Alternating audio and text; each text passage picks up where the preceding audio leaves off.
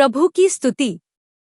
आप इस चैनल को रोजाना सुनकर 1 साल में बाइबल पढ़ सकते हैं। Please subscribe and support. आज के बाइबल अध्याय।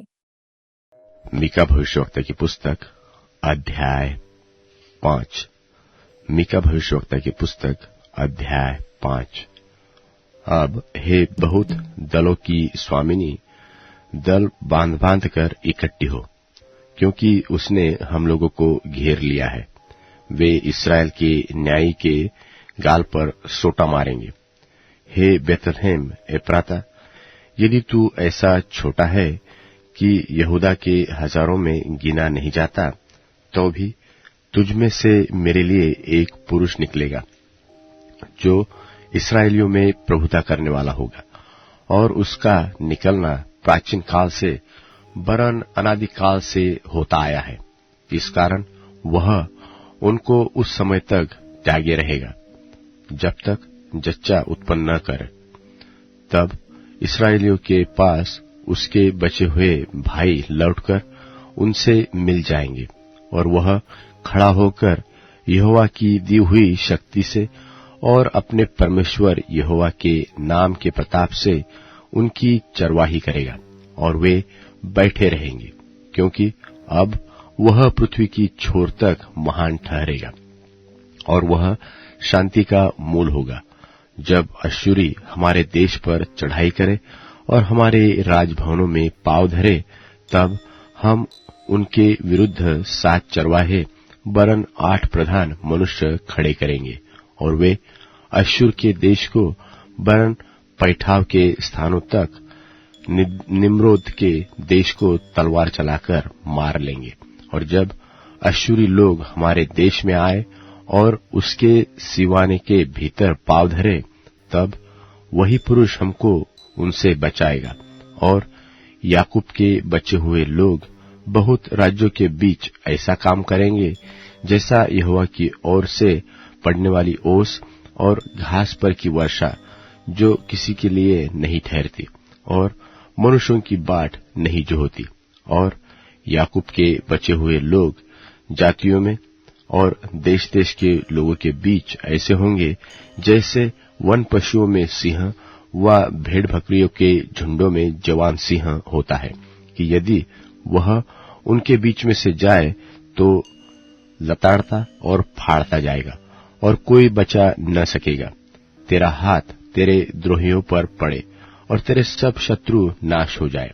यहोवा की यह वाणी है कि उस समय मैं तेरे घोड़ों को तेरे बीच में से नाश करूंगा, और तेरे रथों का विनाश करूंगा, और मैं तेरे देश के नगरों को भी नाश करूंगा, और तेरे किलों को ढा दूंगा, और मैं तेरे तंत्र मंत्र नाश करूंगा, और तुझमें टोना के आगे को न रखेंगे।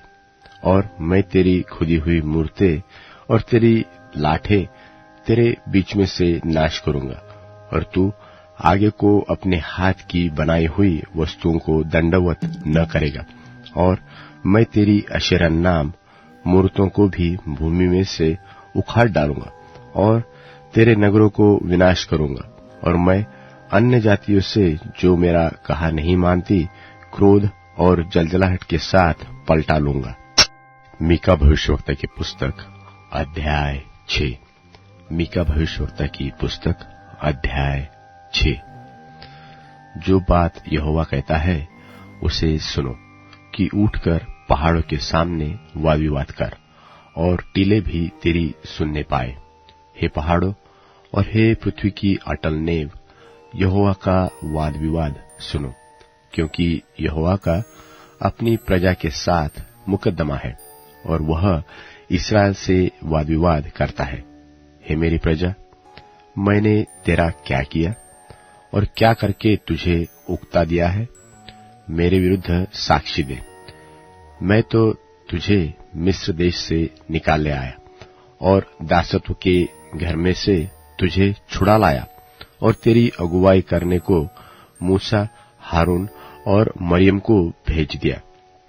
हे मेरी प्रजा, स्मरण कर कि मोआब के राजा बालाक ने तेरे विरुद्ध कौन सी युक्ति की, और बोर के पुत्र बिलाम ने उसको क्या सम्मति दी, और शित्तीम से गिलगाल तक की बातों का स्मरण कर, जिससे तू यहोवा के धर्म के काम समझ सके। मैं क्या लेकर यहोवा के सन्मुख आऊं और ऊपर रहने वाले परमेश्वर के सामने झुकूं? क्या मैं होम बलि के लिए एक एक वर्ष के बछड़े लेकर उसके सन्मुख आऊं? क्या यहोवा हजारों मेंढों से व तेल की लाखों नदियों से प्रसन्न होगा? क्या मैं अपने अपराध के प्रायश्चित्त में अपने पहलौठे को व अपने पाप के बदले में अपने जन्माए हुए किसी को दूं? हे मनुष्य, वह तुझे बता चुका है कि अच्छा क्या है, और यहोवा तुझसे इसको छोड़ और क्या चाहता है कि तू न्याय से काम करे और कृपा से प्रीति रखे और अपने परमेश्वर के संग संग नम्रता से चले। यहोवा इस नगर को पुकारता है और बुद्धि तेरे नाम का भय मानेगी। राजदंड की और जो उसे देने वाला है उसकी बात सुनो। क्या अब तक दुष्ट के घर में दुष्टता से पाया हुआ धन और छोटा एपा घृणित नहीं है? क्या मैं कपट का तराजू और घटपड़ के बटखरों की थैली लेकर पवित्र ठहर सकता हूं? यहाँ के धनवान लोग उपद्रव का काम देखा करते हैं, और यहाँ के सब रहने वाले झूठ बोलते हैं, और उनके मुंह से छल की बातें निकलती है। इस कारण मैं तुझे मारते मारते बहुत ही घायल करता और तेरे पापों के कारण तुझको उजाड़ डालता हूं। तू खाएगा परंतु तृप्त न होगा, तेरा पेट जलता ही रहेगा, और तू अपनी संपत्ति लेकर चलेगा परंतु न बचा सकेगा, और जो कुछ तू बचा भी ले उसको मैं तलवार चलाकर लुटवा दूंगा। तू बोएगा परंतु लवेगा नहीं, तू जलपाई का तेल निकालेगा परंतु लगाने न पाएगा, और दाख रौंदेगा परंतु दाख मधु पीने न पाएगा, क्योंकि वे उम्री की विधियों पर और अहाब के घराने के सब लोग कामों पर चलते हैं, और उनकी युक्तियों के अनुसार तुम चलते हो।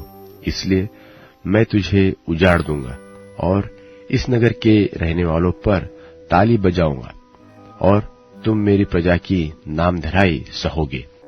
मीका भविष्यवक्ता की पुस्तक अध्याय 7। मीका भविष्यवक्ता की पुस्तक अध्याय 7। हाय मुझ पर, क्योंकि मैं उस जन के समान हो गया हूं जो धूपकाल में फल तोड़ने पर व रही हुई दाख बीनने के समय के अंत में आ जाए। मुझे तो पक्की अंजीरों की लालसा थी, परंतु खाने के लिए कोई गुच्छा नहीं रहा।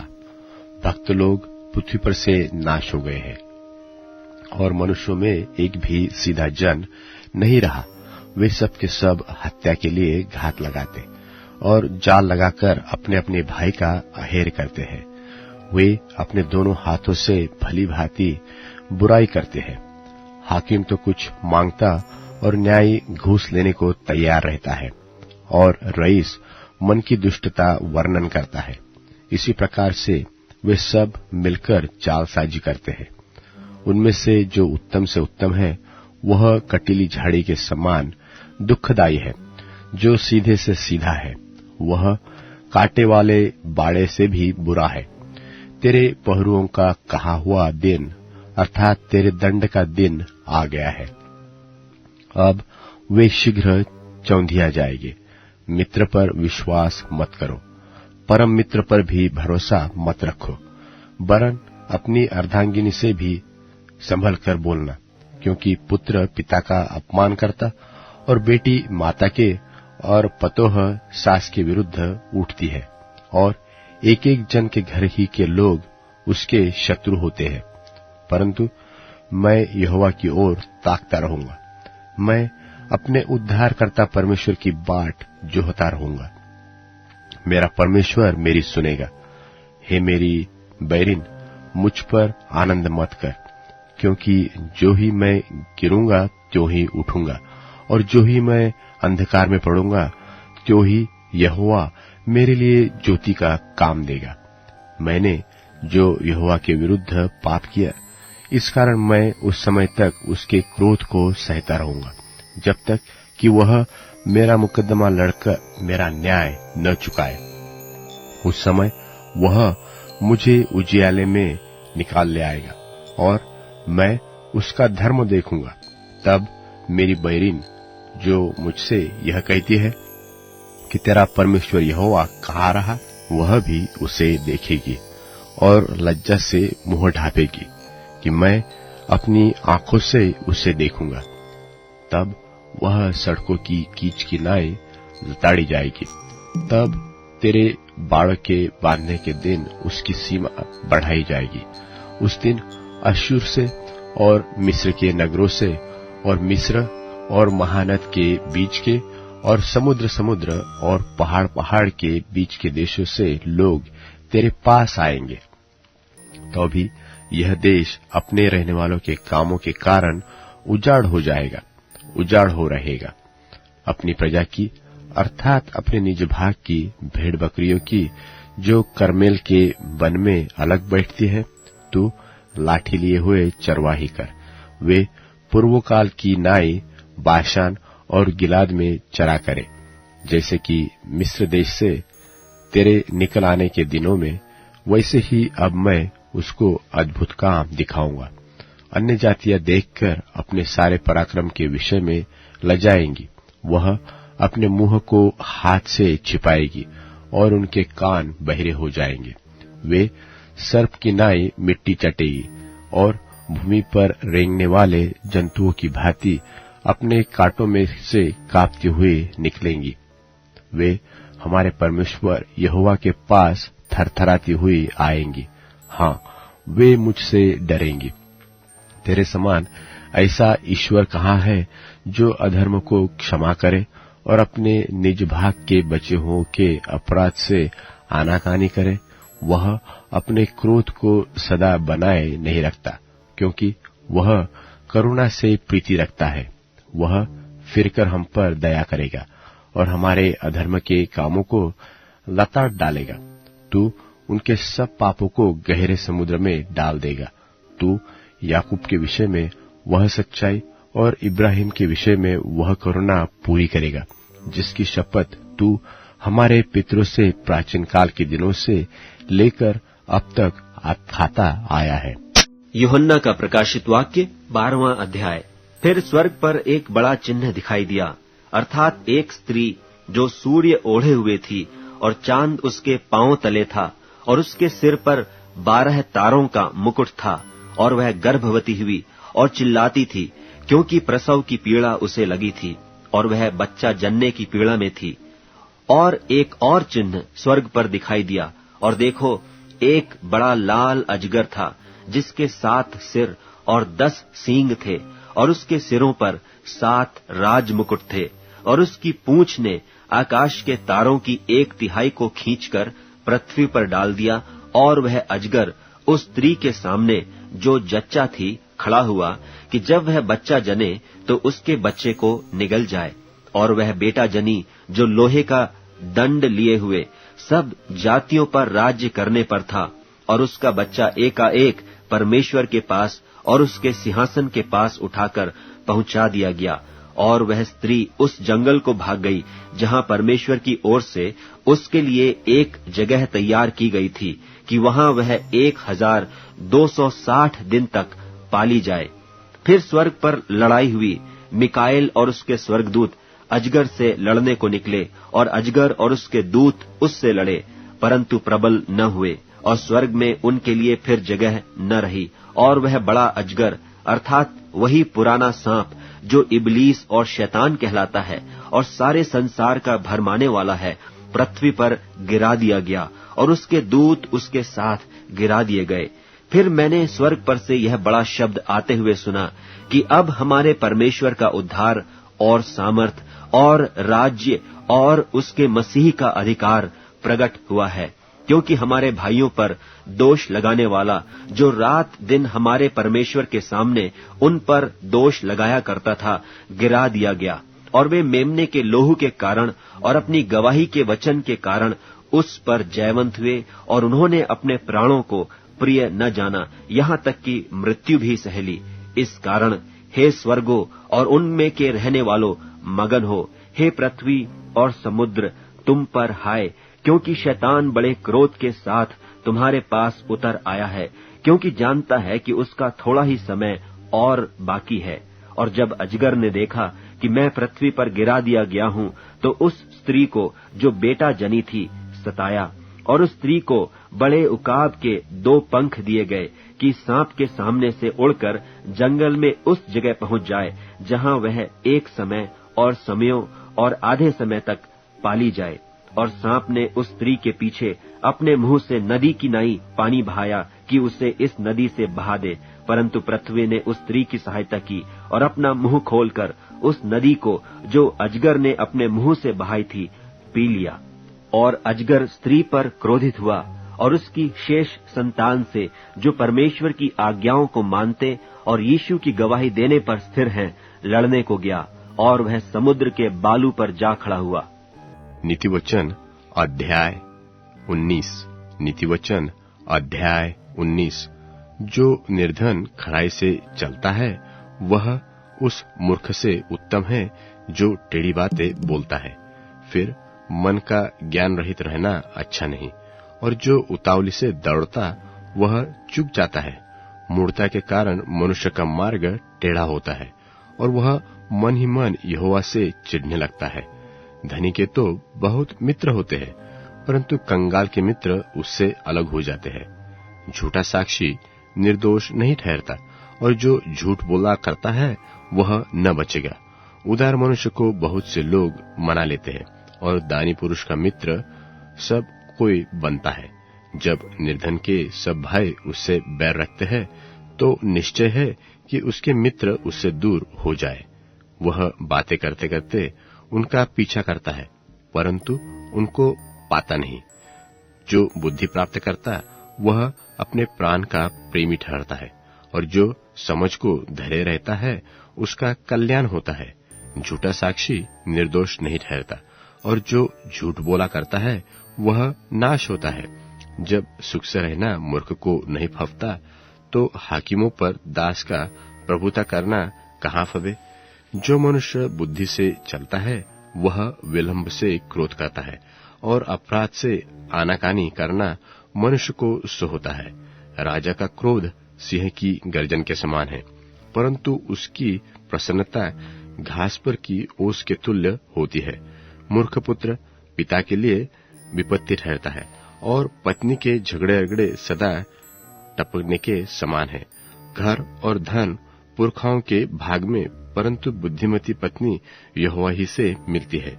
आलस से भारी नींद आ जाती है, और जो कोई प्राणी ढिलाई से काम करता वह भूखा ही रहता है। जो आज्ञा को मानता वह अपने प्राण की रक्षा करता है, परंतु जो अपने चाल चलन के विषय में निश्चित रहता है वह मर जाता है। जो कंगाल पर अनुग्रह करता है वह यहोवा को उधार देता है, और वह अपने इस काम का प्रतिफल पाएगा। अपने पुत्र की ताड़ न कर, क्योंकि अब तक आशा है। जानबूझकर उसको मार न डाल। जो बड़ा क्रोधी है उसे दंड उठाने दे, क्योंकि यदि तू उसे बचाए तो बारंबार बचाना पड़ेगा। सम्मति को सुन ले और शिक्षा को ग्रहण कर, कि तू अंतकाल में बुद्धिमान ठहरे। मनुष्य के मन में बहुत सी कल्पनाएं होती है, परंतु जो युक्ति यहोवा करता है वही स्थिर रहती है। मनुष्य कृपा करने के अनुसार चाहने योग्य होता है, और निर्धन जन झूठ बोलने वाले से उत्तम है। यहोवा के भय मानने से जीवन बढ़ता है, और उसका भय मानने वाला ठिकाना पाकर सुखी रहता है। उस पर विपत्ति नहीं पड़ने की। आलसी अपना हाथ थाली में डालता है, परंतु अपने मुंह तक कौर नहीं उठाता। ठट्ठा करने वाले को मार, तो इससे भोला मनुष्य हो जाएगा, और समझने वाले को डांट, तब वह अधिक ज्ञान पाएगा। जो पुत्र अपने बाप को उजाड़ता और अपनी माँ को भगा देता है वह अपमान और लज्जा का कारण होगा। हे मेरे पुत्र, यदि तू भटकना चाहता है तो शिक्षा का सुनना छोड़ दे। अधम साक्षी न्याय को ठट्टों में उड़ाते हैं, और दुष्ट लोग अनर्थ काम निगल लेते हैं। ठट्ठा करने वालों के लिए दंड ठहराया जाता है और मूर्खों की पीठ के लिए कोड़े है। अब Amazon music, tune in, Spotify और YouTube म्यूजिक में उपलब्ध है। Please follow it.